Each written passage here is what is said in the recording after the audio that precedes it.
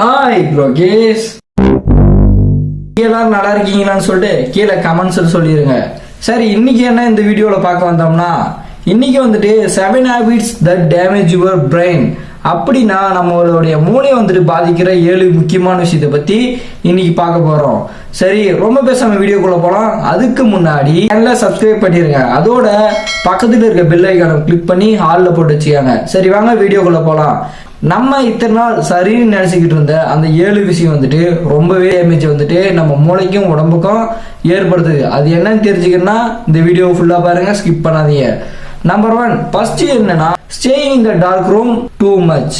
ரொம்ப நேரமா வந்துட்டு ஒரே ஒரு இருட்டு ரூம்ல இருக்கிறது. அப்படி இருக்கிறதுனால நம்ம மனசு வந்துட்டு ரொம்பவே குறுகுறுப்பு தன்மையும் அதோட வாழ்க்கை மேல ஒரு இன்ட்ரெஸ்ட் இல்லாத மாதிரியே இருக்கும். அப்படி இருக்கிறதுனால நம்மளுடைய மூளை வந்துட்டு ரொம்பவே பாதிப்படையும். அது எப்படா பாதிப்படையும் அப்படின்னு கேட்டீங்கன்னா, இப்ப நீங்களே ஒரு தனியா ஒரு ரூம்ல இருக்கீங்கன்னு வச்சுக்கோங்க, நீங்க எதை பத்தி யோசிப்பீங்க?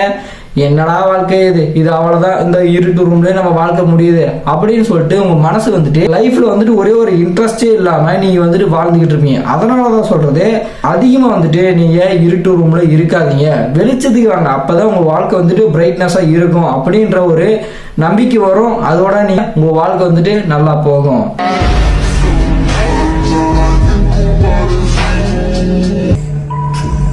Consuming too over much of negative news. இது என்னன்னு கேட்டீங்கன்னா, இது வந்துட்டு அதிகமா நீங்க நெகட்டிவ் நியூஸ் வந்துட்டு உங்க மைண்ட்ல ஏத்திக்கிட்டீங்க. அப்படியெல்லாம் பண்ணாதீங்க. அப்படி ஏத்திக்கிட்டீங்கன்னா உங்களுடைய மைண்டும் சரி, உடம்பும் சரி, மனசும் சரி, இது மூணுமே ரொம்ப பெரிய டேமேஜ் ஆகும். Blasting your headphones on full volume. இதுக்கு என்ன அர்த்தம்னு பார்த்தீங்கன்னா, உங்களுடைய ஹெட்ஃபோன்ஸ் எடுத்துக்கிட்டு உங்க காதில் போறீங்க, ஆனால் அந்த காதலை உங்க மூளைக்கு பாதிப்படையும். இது உங்களுக்கு தெரியுமா? அப்படி தெரியாதுன்னா வீடியோக்கு லைக் பண்ணிருங்க. அப்படி என்னன்னு பார்த்தீங்கன்னா, நீங்க வந்துட்டு ஓவரா வந்துட்டு சவுண்ட் வச்சுட்டு ஒரு பாட்டு கேட்குறீங்க, அந்த பாட்டால உங்க காதில் இருக்கிற ஏர் ட்ரம்ஸ் வந்துட்டு ரொம்பவே பாதிப்படையும். இதனால பார்த்தீங்கன்னா உங்களுடைய மூளையும் ரொம்பவே பாதிப்படையும். மூளை பாதிப்படைஞ்சா எந்த ஒரு விஷயமும் செய்ய முடியாது. நம்பர் 4 என்னன்னு பார்த்தீங்கன்னா, சோசியல் ஐசோலேஷன். இது என்னன்னு பார்த்தீங்கன்னா, சமூகத்தில் இருந்து ஒருத்தன் வெளியே தனியா போயிடுறது. தனியானா அவன் தனிமையில மட்டும்தான் இருப்பான். அதனாலே அவன் வாழ்க்கை வந்துட்டு இருண்டு போன மாதிரி ஆயிரும். நம்ம ஃபர்ஸ்ட் பாயிண்ட் பார்த்த மாதிரி தான். அதனால முடிஞ்ச வரைக்கும் ஃப்ரெண்ட்ஸ் அண்ட் ஃபேமிலியோட கூட்டமா இருக்க பாருங்க. அப்படி இருக்கும் போது உங்களுக்கு வந்துட்டு பாசிட்டிவ் எனர்ஜியும் கிடைக்கும், பாசிட்டிவான நியூஸும் கேட்பீங்க. அதனால வாழ்க்கை மேல உங்களுக்கு ஒரு இன்ட்ரெஸ்ட் வரும். நீங்க வாழ்க்கையை வந்துட்டு என்ஜாய் பண்ணி வாழலாம். அதனால முடிஞ்ச வரைக்கும் ஃப்ரெண்ட்ஸ் அண்ட் ஃபேமிலியோட ஜாலியா இருக்க பாருங்க.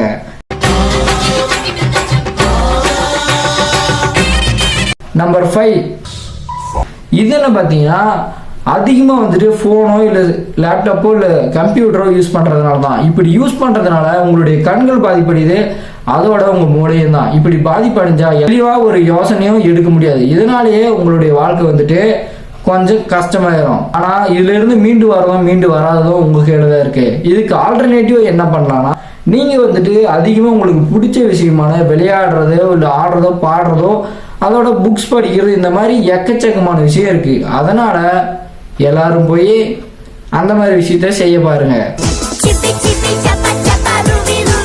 6, இது என்னன்னு பார்த்தீங்கன்னா, அதிகமாக வந்துட்டு ஸ்வீட் சாப்பிட்றது. ஸ்வீட் சாப்பிட்றதுனால என்னடா வரப்போகுது அப்படின்னு நீங்கள் நினைக்கிறீங்க.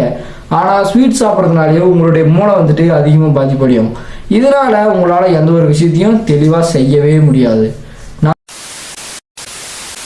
நம்பர் 7 என்ன பார்த்தீங்கன்னா, தூங்காமல் இருக்கிறது தான். என்னடா நாளா விட்ட நாள் கணக்கு தூங்குவீன்றீங்க. ஆனால் அதிகமாக தூங்குறதும் சரி, தூங்காமல் இருக்கிறதும் சரி, ரொம்ப பெரிய பிரச்சனையை ஏற்படுத்திடும் உங்கள் வாழ்க்கையில். அதனால் முடிஞ்ச வரைக்கும் கரெக்டான தூக்குறத வந்து 7 to 8 மணி நேரம் அதை மட்டும் நீங்கள் தூங்கினா ஸ்மூத்தாக ரன் ஆகும். இல்லை நான் அதிகமாக தூங்குவேன்னா என்ன மாதிரி தான் ரொம்பவே சோம்பேறித்தனமாயிருவீங்க, ஒரு விஷயத்தை ஒழுங்காக செய்ய முடியாது. இந்த வீடியோவுக்கு நான் 10வது முறை ப்ளே பண்ணி எடுக்கிறேன். இதனால தான் சொல்கிறேன், அதிகமாக வந்துட்டு தூங்காதீங்க. இதுலேயே இன்னொன்று என்னன்னு பார்த்தீங்கன்னா, கம்மியாக தூங்குறதுனாலையும் உங்களுடைய உடம்பு வந்துட்டு கண்ணும் பாதிக்கப்படையும், அதோட மூளையும் பாதிப்படையும். அதனால வந்துட்டு எல்லாரும் சரியான தூக்கத்தை மெயின்டைன் பண்ணி தூங்குங்க. இதோட இந்த வீடியோ முடிச்சுக்கலாம். இந்த வீடியோ முடியறதுக்கு முன்னாடி இதுக்கு முன்னாடி நான் போட்ட 2 வீடியோவில் மொதல் வீடியோ வந்துட்டு இன்ட்ரோ போயிட்டுக்கும், அதுக்கப்புறம் போட்ட வீடியோ வந்துட்டு ரீல்ஸை வந்துட்டு ரியாக்ட் பண்ணியிருப்பேன். அதை வந்துட்டு எல்லாரும் பார்த்துருப்பீங்க நினைச்சேன், ஆனால் சில பேர் தான் பார்த்தீங்க. அதில் 2 பேர் பார்த்தீங்கன்னா என் ஃப்ரெண்ட்ஸ் மட்டும்தான். சரி இப்போ சொல்லிட்டுல, இப்போ போயிட்டு அந்த வீடியோ பாருங்க.